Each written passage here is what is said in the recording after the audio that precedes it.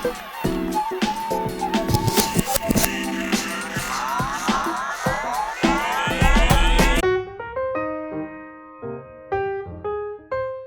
the client rotates to pass off, they will rotate in the transverse plane and the longitudinal axis. To rotate the trunk to the left involves muscles anteriorly and posteriorly in the trunk.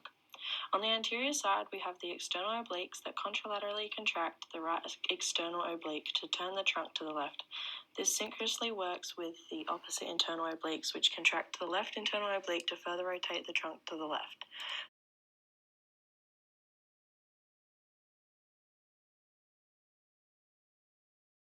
Posteriorly, the erector spinae muscles concentrically or eccentrically contract with any movement of the vertebral column to keep the trunk stable and perform rotation. The iliocostalis and longissimus both contract concentrically on the left while eccentrically contracting the right side. The multifidus and rotatorius cover all the spinous processes of the vertebrae, helps to stabilize the vertebrae when movement occurs to the vertebral column and trunk.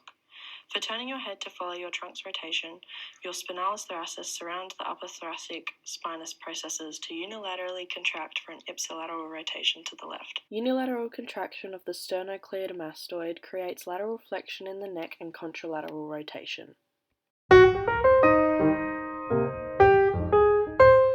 In order to prepare the right leg to move over to the left, medial hip rotation must occur. This is aided by the gluteus medius, the gluteus minimus, and the tensor fasciae latae, which is contracting eccentrically. Leg adduction must also occur in this movement. It is aided by the adductor brevis, adductor longus, adductor magnus, and gracilis. This is moving in the transverse plane and in the vertical axis, and is contracting concentrically.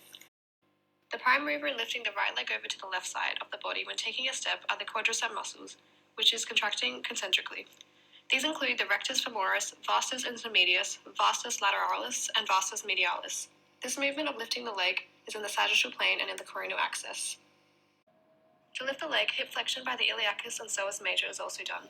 This is in the sagittal plane and in the coronal axis.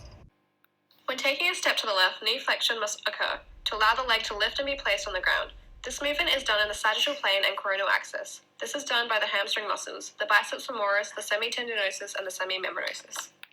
In order for the individual to make the next pass, they must turn around 180 degrees and step to get the momentum to throw the ball. When the individual is turning, they will move through the transverse plane and the longitudinal axis. One foot will remain on the floor for the majority of the activity, while the other steps straight away. The foot remaining mostly on the floor will laterally rotate from the knee and tibialis anterior, as shown here.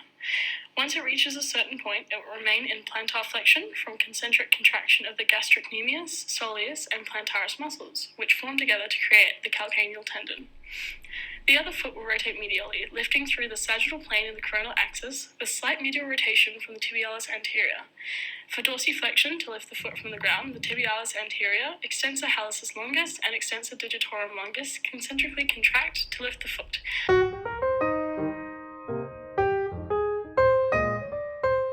Once you catch the ball, you bring the ball closer to your chest before finally extending your arms away from your body and then throwing the ball. The movement of bringing the ball closer to your chest involves elbow flexion and shoulder abduction and occurs in the sagittal plane and coronal axis.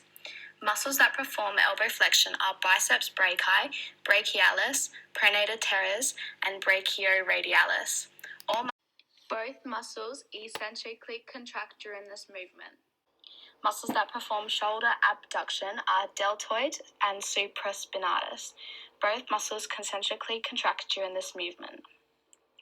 The movement of throwing the ball away from your chest involves elbow extension and shoulder horizontal adduction and occurs in the sagittal plane and coronal axis. Muscles that perform elbow extension include triceps brachii and anconeus. Both muscles eccentrically contract during this movement.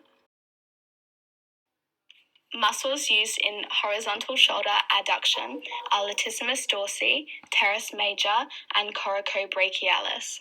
All muscles eccentrically contract during this movement. After the throwing action, it's time to let go of the ball. This involves flexion of the wrist. Muscles used are flexor carpi radialis, palmaris longus, flexor carpi ulnaris, and flexor digitorum superficialis. All muscles concentrically contract during this movement. This movement occurs in the sagittal plane along the coronal axis.